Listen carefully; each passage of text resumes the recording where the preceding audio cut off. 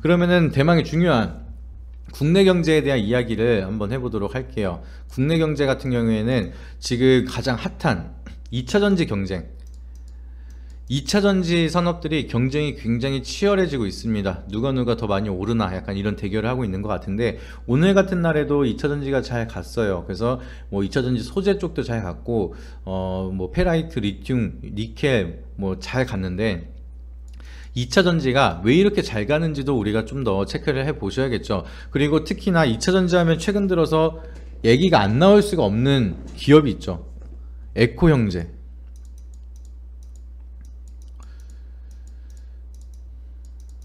이 에코 형제들이 왜 이렇게 잘 가느냐, 이거를 좀 잘 알고 계셔야 돼요. 그래, 이거를 아셔야지만 하반기에는 투자 포인트가 좀 이런 트렌드로 가겠구나, 이게 좀 잡히실 겁니다. 그래서 굉장히 중요한 내용이니까. 그리고 2차전지는 제가 봤을 때 하반기도 아직 상승이 남았다, 여기에 대한 이유도 설명을 드리도록 하겠습니다. 그래서 우리가 2차전지 종목들을 투자할 때는 일단은 기본적으로 밸류체인을 아셔야 돼요. 밸류체인이 뭐냐, 이제 체인 고리처럼 가지고 있는 기업의 가치가 연결되어 있는 체인들을 밸류체인이라고 하거든요. 에코프로 형제가 이렇게 많은 상승을 하고 정말 10만원대에서부터 100만원대 가까이 상승을 했던 이 원인을 보게 되면은 이 밸류체인 때문이에요. 밸류체인. 2차전지 양극재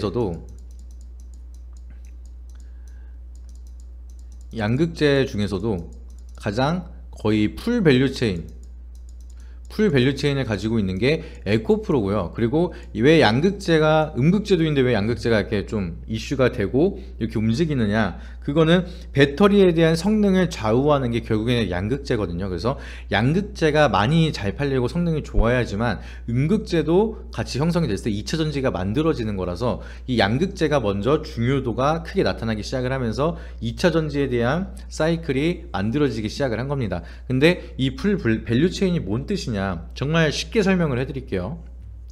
지주사 아시죠? 이제 가장 모든 기업들을 가지고 있는 대표주가 지주사라고 보시면 되는데, 에코프로가 지주사입니다. 그리고 나머지는 여기 밑에 있는 계열사라고 보시면 되는데, 이 지주사 밑으로 에코프로 CNG, 에코프로 머티리얼즈, 에코프로 이노베이션, 뭐 에코프로 BM 이렇게 같은 계열사가 있어요. 그래서 다 같이 하나의 밸류체인이라고 보시면 되는데, 일단은 에코프로 CNG에서 폐배터리 리사이클링 사업을 합니다. 그래서 이게 뭐냐, 폐배터리를 통해서 2차전지를 만들어서 들어가는 원료 같은 거를 추출을 하기 시작을 합니다. 뭐 리튬도 추출하고 망간염, 뭐 여러가지 2차전지를 만드는데 들어가는 원료들을 수집을 하기 시작을 하면서 자체적으로 만들기 시작을 하는 거죠. 그래서 원료 내재화를 에코프로 CNG로 진행을 하고, 이 나온 원료들을 통해서 소재를 만들기 시작을 합니다. 그래서 에코프로 머티리얼즈에서 전구체를 만들고요. 그리고 에코프로 이노베이션에서 수산화 리튬을 만듭니다.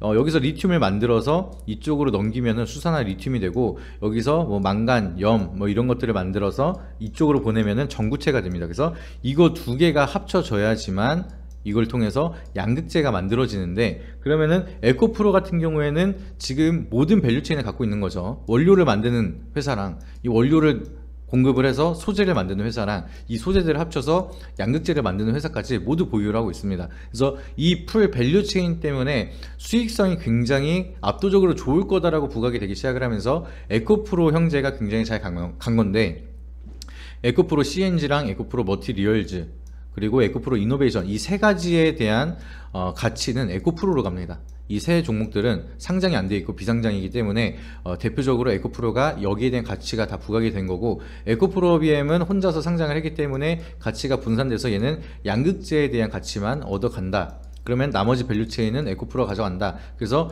에코프로가 좀 더 강한 상승이 많이 나타났다, 이렇게 해석을 하시면 됩니다. 그러면은 투자자들이 굉장히 스마트해졌다는 것을 보실 수가 있겠죠. 이제는 투자를 하는데도 단순히 그냥 양극재다 그러면은 그냥 차트 선 몇 개 그려놓고, 그리고 이거 지금 차트가 굉장히 지지선에 있으니까 양극재니까 가겠지, 그래서 매수를 했는데 가긴 가요. 그래도 가긴 가는데 에코프로는 막 이렇게 뚫고 가는데 우리 거는 막 이렇게 하고 이렇게 뚝 떨어지고, 이런 갭 차이가 나타나기 시작을 한다는 거예요. 이게 왜냐, 이 밸류체인, 이 기업이 어떠한 모멘텀이나 진짜 밸류체인을 가지고 있고 어떤 식으로 돈을 벌고 왜 이렇게 상승을 하는지, 어떤 투자 포인트가 있는지 이것까지 우리가 뒤집어 까 봐야지만 이해를 할 수가 있습니다. 그래서 상대적으로 좀 덜 갔죠. LNF 아까 말씀드렸던 것처럼 가다가만 약간 이런 종목이 LNF인데, 이 LNF에 대한 밸류 체인을 비교를 해볼게요. 이 LNF가 양극재를 만들어요. 최종적으로 에코프로비엠이랑 똑같은 사업을 하는 거죠. 그래서 양극재를 만들고 이거를 에너지 솔루션한테 납품을 합니다. 그러면 LG 에너지 솔루션이 2차전지를 만들어서 테슬라한테 납품을 해요.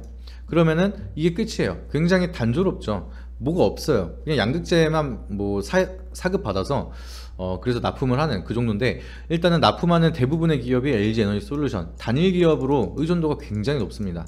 그리고 얘네들은 리튬이라든지 뭐 전구체라든지 이런 것들을 좀 사급을 또 받아요. 그래서 테슬라한테 또 다시 한번 리튬을 돌려받습니다. 그러면 그 리튬을 받아서 얘네들이 뭐 수산화 리튬 만들고, 그래서 그걸로 전구체랑 같이 양극재를 만드는 건데, 또 JH화학공업 같은 경우에는 LNF의 자회사예요. 그래서 얘네들이 또 전구체를 만들 수 있긴 한데 얘네들이 좀 쪼만해서 생산량이 딸립니다. 그래서 CNGI라는 이런 중국 기업한테 또 같이 전구체를 사서 돈 내고 받아요.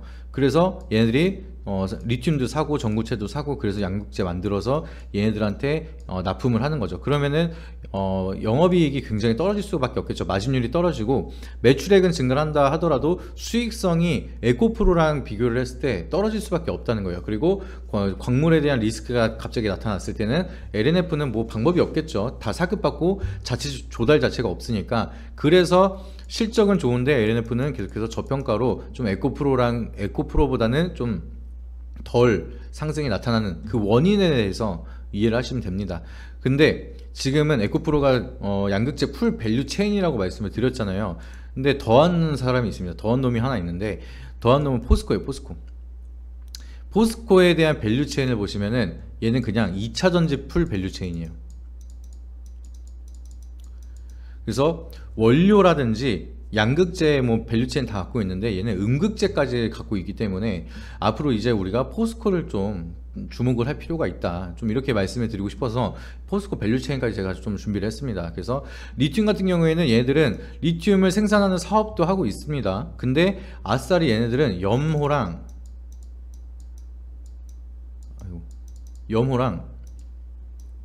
광산 자체를 그냥 보유를 하고 있어요. 포스코에서. 그래서 포스코 아르헨티나, 포스코 필바라 이 기업에서 그냥 생산을 할 수도 있는데 그냥 리튬 자체를 보유하고 있는 광산이나 염호까지 갖고 있기 때문에 여기에 대한 좀 리튬의 공급망은 거의 뭐 최고다, 이렇게 보고 있습니다. 그리고 니켈 사업도 진행을 하고 있어요. 그래서 SNNCC라는 회사에서 니켈 매트를 생산을 합니다. 니켈도니아 광산에 또 이 기업이 있는데 니켈 매트를 생산하고 그 니켈 매트를 통해서 포스코로 또 이제 주면은 그걸로 황산 니켈을 생산하고 있어요. 그러면은 니켈도 자체 공급으로 만들 수가 있는 사업 구조를 만들고 있고, 아까 리사이클링 사업, 폐배터리 리사이클링 사업이 굉장히 중요하다라고 말씀을 드렸죠. 그것도 하고 있습니다.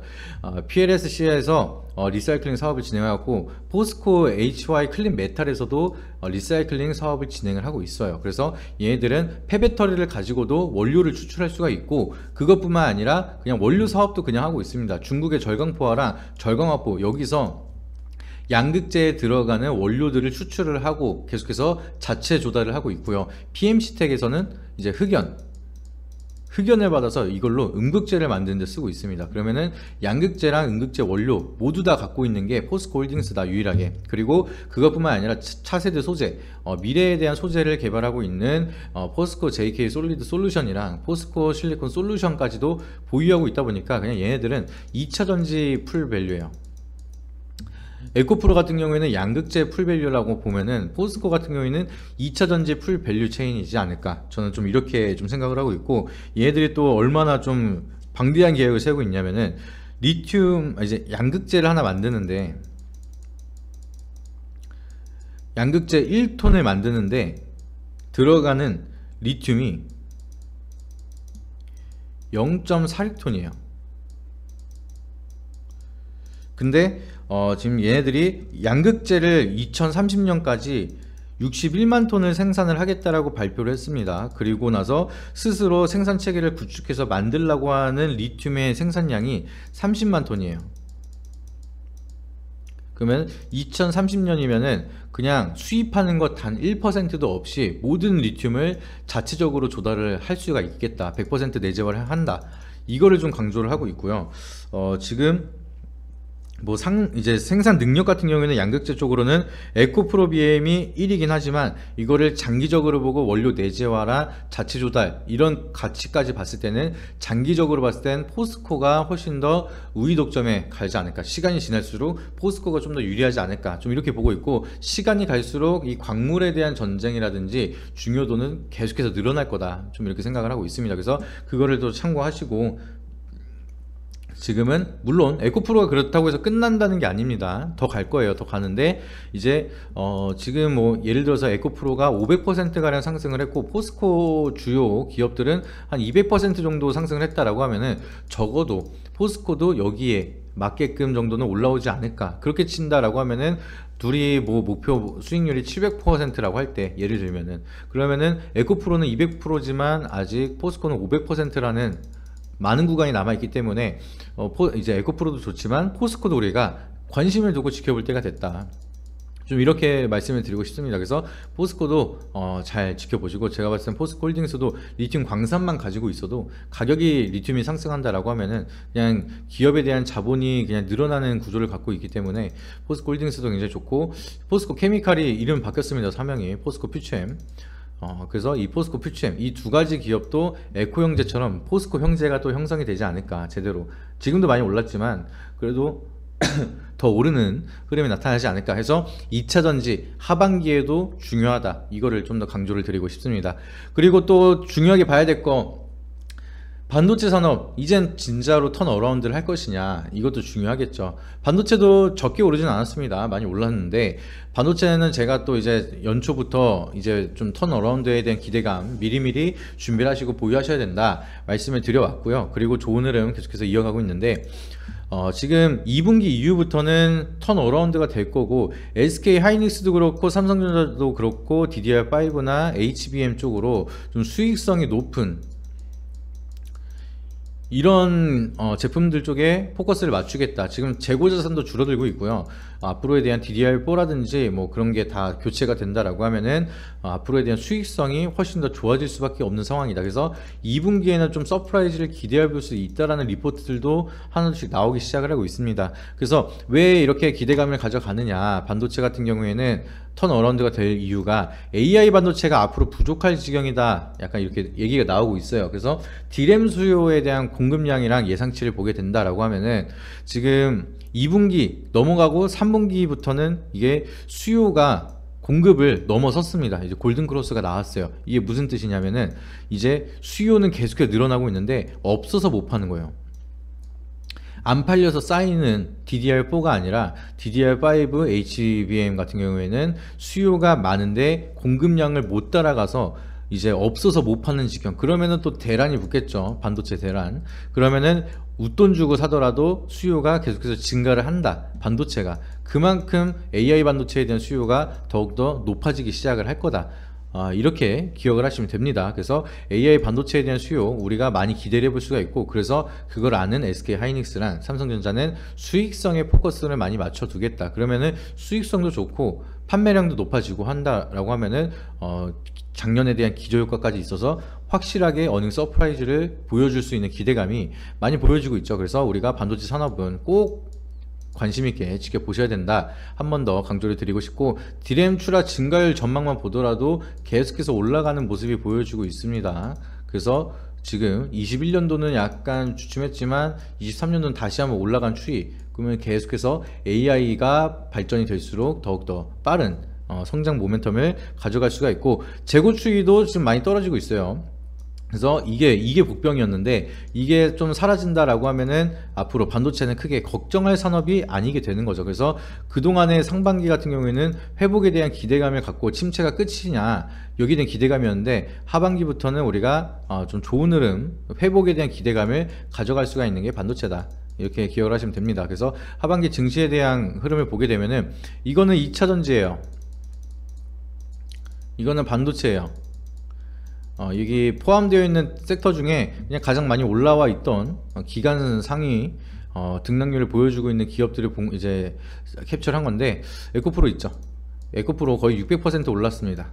그리고 가장 많이 오른 반도체 장비는 208% 정도밖에 안 올랐어요. 그래서 이게 계속해서 2차전지를 안 좋게 말하는 것 같지만 저도 2차전지 굉장히 좋아합니다. 근데 거기에 대한 이유도 말씀을 드릴 거지만, 이제 반도체도 본격적으로 그래도 이만큼까지는 아니더라도 그래도 이 지금보다 더 본격적으로 상승할 수 있는 밈이 형성이 되지 않을까, 이렇게 보고 있습니다. 그래서 반도체는 뭔가 아쉬워요. 많이 가긴 하는데 뭔가 시원하게 가는 종목들이 많이 없어서, 뭐 200%가 적게 오른 건 아니지만 올해 지금 1월부터 6월 말까지에 대한 등락률을 보여드리는 건데, 뭔가 시원하게 많이 오른 게 부족해요, 2차전지 대비해서. 그래서 2차전지도 많이 가고 더 가겠지만 반도체도 이번에는 좀 힘있게 가는 종목들이 나타나지 않을까, 좀 이렇게 좀 생각을 하고 있고.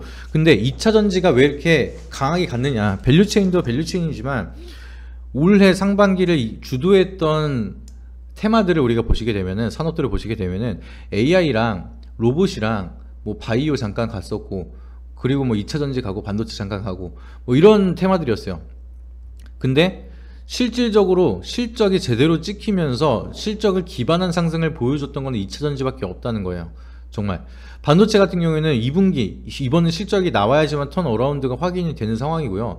챗GPT가 그렇게 흥행을 했는데 한 7천억 가량이 적자가 났대요. 그래서 AI랑 로봇 쪽은 돈 버는 산업이 아니고, 뭐 바이오야 뭐 임상실험 하는데 뭐 10년 넘게 걸리는 산업이기 때문에 돈 버는 산업은 아닙니다. 그냥 항상 투자를 받고 임상을 진행하는 뭐 제약 바이오나 이제 제네릭 산업이나 이런 뭐 제약 쪽은 돈을 벌 수가 있겠지만, 임상 실험으로 진행하는 기업들은 돈을 버는 기업은 아니에요. 근데 루닛도 굉장히 많이 가고 있죠. 근데 의료계계 기기 쪽으로도 이제 수익이 있긴 하지만 그렇게 뭐 실적이 드라마틱하게 좋은 건 아닌데 굉장히 잘 가고 있죠. 기대감으로 간다는 거예요. 그래서 실적을 기반해서 튼튼하게 올라가는 거는 상반기에는 2차전지밖에 없었다. 그래서 2차전지가 그렇게 갈 수밖에 없었다. 그래서 2차전지가 고점이다 뭐다 이런 얘기가 계속 한 거의 20만원대부터 지금까지 얘기가 많은데, 저희가 이제 스치면 상한가 방송에서는 거의 뭐 11만원, 10만원 뭐 요때 에코프로 형제 굉장히 좋다 이렇게 말씀을 한번 드렸었는데, 뭐 20만원 되자마자 뭐 이렇게 고점이다 팔아라 막 이런 얘기 많이 나오고, 그리고 나서 뭐 100만원 가까이 가니까 엄청 말이 많아지는 그런 종목이에요. 근데 이거 말고는 사실 그렇게 오를 종목이 상반기에는 많이 없었다. 그래서 많이 갔었는데, 근데 하반기에는 2차전지처럼 실적을 기반한 상승을 기대할 수가 있기 때문에 반도체도 좀 본격적으로 모멘텀이 있지 않을까. 대신 아까 제가 밸류체인 체크해 드렸던 것처럼 서플라이 체인 같은 거 보면서 실적을 기반한 옥석 가리기는 분명하게 필요하다는 거를 한 번 더 강조를 드립니다. 그래서 그냥 반도체 아무거나 막 사는 게 아니라 진짜 중요한 좀 서플라이 체인이라든지 고객사, 셀 기업들을 잘 보유하고 있는 그런 성장 모멘텀을 가지고 있는 기업들을 체크를 하셔야겠죠. 임상 실험으로 진행하는 기업들은 돈을 버는 기업은 아니에요. 근데 루닛도 굉장히 많이 가고 있죠.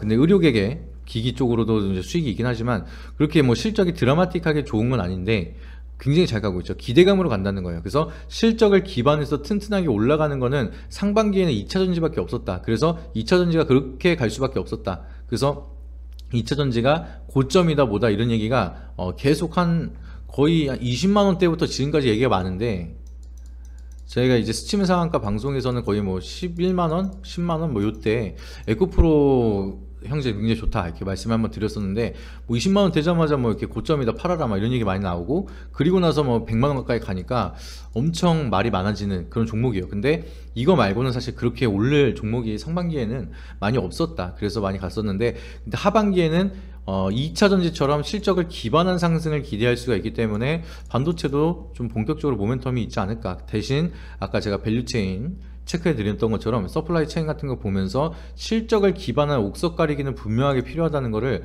한 번 더 강조를 드립니다. 그래서 그냥 반도체 아무거나 막 사는 게 아니라 진짜 중요한 좀 서플라이 체인이라든지 고객사, 셀 기업들을 잘 보유하고 있는 그런 성장 모멘텀을 가지고 있는 기업들을 체크를 하셔야겠죠. 그래서 이제 하반기에 대한 증시 전망에 대해서 말씀을 드리면은, 일단은 제가 말씀드리고 싶은 거는 경기를 부양하는 제조업에 좀 집중을 하셔라 이렇게 말씀을 드리고 싶어요. 이게 낙서가 안 지워지는데,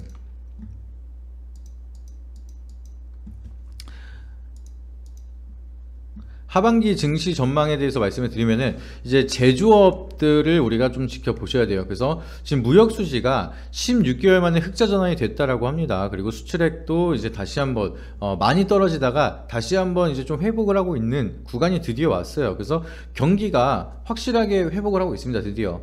이제 뭐 경기가 뭐가 안 좋다, 뭐가 안 좋다, 무슨 우려감이 있다, 이 금리 인상 또 한다, 뭐 그런 얘기 백날 많고요. 장이 좋든 안 좋든 그런 얘기는 끊임없이 있습니다. 근데 제가 누누이 말씀드리고 싶은 거는 결국에는 경기에 대한 사이클은 변함없이 회복으로 달려가고 있다. 그거는 진짜 변함이 없다. 그거를 기억을 하시면 좋을 것 같아요. 그래서 제가 항상 말씀드렸던 거, 경기 사이클은 경기 후퇴가 오고 침체가 오고 회복이 오고 활황이 온다. 그러면 이제는 이제 회복이니까 활황기까지는 우리가 너무 걱정하지 말자.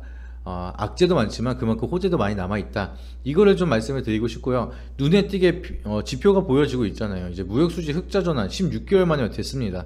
수출도 높아지고 있고 수출액 증감 추이도 이제 다시 한번 늘어나고 있는 추이가 나타나고 있고요. 자동차, 선박, 2차전지 수출이 증가하고 있고 원유, 가스, 석탄 수입 감소되고 있습니다. 그러면 경기가 결론적으로는 회복을 하고 있다는 건데, 이런 시기에 뭔가 우리가 크게 걱정할 필요가 없고, 경기가 회복을 한다는 건 결국에는 기업들이 회복을 한다는 거고, 기업들이 회복한다는 건 돈을 번다는 거고, 돈이 들어오면 주가는 어떻게 된다? 상승을 한다. 그럴 가능성이 높다라는 거를 명확하게 기억을 하시면 좋을 것 같습니다. 그래서 우리는 하반기에 이렇게 제조업, 경기를 부양하는 제조업에 집중을 하셔야 돼요. 자동차라든지 2차전지, 그리고 앞으로는 반도체 쪽도 우리가 경기를 부양하는 데 주된 역할을 할 수 있는 산업이기 때문에 주목을 하셔야겠죠. 그래서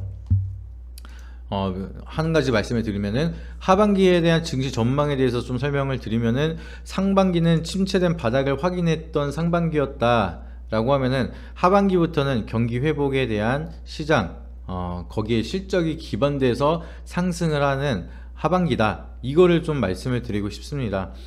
그래가지고 우리가 하반기 때는 좀 명확하게 좀 기억을 하셨으면 하는 게, 지금 기술적 분석보다는 펀더멘탈에 집중하자, 이렇게 말씀을 드렸거든요. 이게 낙서가 왜 안 지워지는지 모르겠는데, 기술적 분석보다 펀더멘탈에 집중하자, 이거는 아까 제가 체크 드렸던 밸류체인이나 서플라이 체인, 이런 것들을 좀 보셔야 돼요. 정말 번거로우시더라도 여러분들이 이제는 좀 공부를 많이 하셔야 되고, 번거롭더라도 체크를 많이 하셔야 됩니다. 그만큼 시장이 좀 더 견고해지기 시작을 했고, 관점 자체가 어려워지기 시작을 했어요. 그래서 그 흐름들을 좀 잘 체크를 하셔야 되는데, 기술적 분석 중요하죠. 이걸 하지 말라는 건 아닌데, 그만큼 펀더멘탈도 많이 집중을 하셔야 된다는 거를 절대로 잊으시면 안 돼요. 그래서 올해 상반기는 차트만 보는 차트쟁이들이랑 공매도들의 멘탈이 깨지는 시장이었다.